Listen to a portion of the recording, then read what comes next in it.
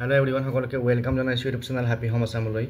আজিৰ এই ভিডিঅ'টিত আমি আমাৰ অসম চৰকাৰৰ যি প্ৰাথমিক শিক্ষা বিভাগ আছে এলিমেণ্টাৰী এডুকেশ্যন ডিপাৰ্টমেণ্টৰ আণ্ডাৰত যি 4500 টিচাৰ পোষ্টৰ কাৰণে এডভাৰটাইজ হৈছিল এলপি আৰু ইউপিৰ কাৰণে তাৰে যি ডকুমেণ্ট ভেৰিফিকেশ্যন পেণ্ডিং হৈ আছে বা বাকি 5500 পোষ্টৰ কাৰণে ডকুমেণ্ট ভেৰিফিকেশ্যন হৈ গ'ল বা মেৰিট লিষ্ট ওলাব, কিন্তু এইখিনি পোষ্টৰ কাৰণে যি 4500 পোষ্টৰ এডভাৰটাইজ হৈছিল যোৱা এই বছৰৰ জানুৱাৰী মাহত তাৰে এতিয়ালৈকে ডকুমেণ্ট ভেৰিফিকেশ্যনৰ কোনো আপডেট অহা নাই বা তাৰ কোনো নটিছ অহা নাই।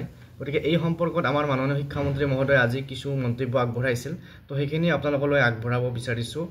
আৰু ইয়াতে আমি গম পাম যে আমাৰ শিক্ষামন্ত্ৰী মহোদয় কি ক'লে আৰু এই 4500 ভেকেণ্ট পোষ্টৰ কাৰণে কেতিয়া ডকুমেণ্ট ভেৰিফিকেশ্যন হ'ব বা এপইণ্টমেণ্ট কেতিয়া হ'ব এই গোটেইখিনি আমি গম পাম। গতিকে আশা কৰিছোঁ ভিডিঅ'টো চাব আৰু যিসকলে চেনেলটো নতুনকৈ আহিছে ছাবস্ক্ৰাইব কৰি ল'ব। তো আহক এতিয়া শিক্ষামন্ত্ৰী মহোদয়ে এই 4500 পোষ্টক লৈ পেলাই কি কৈছিল চাওঁ।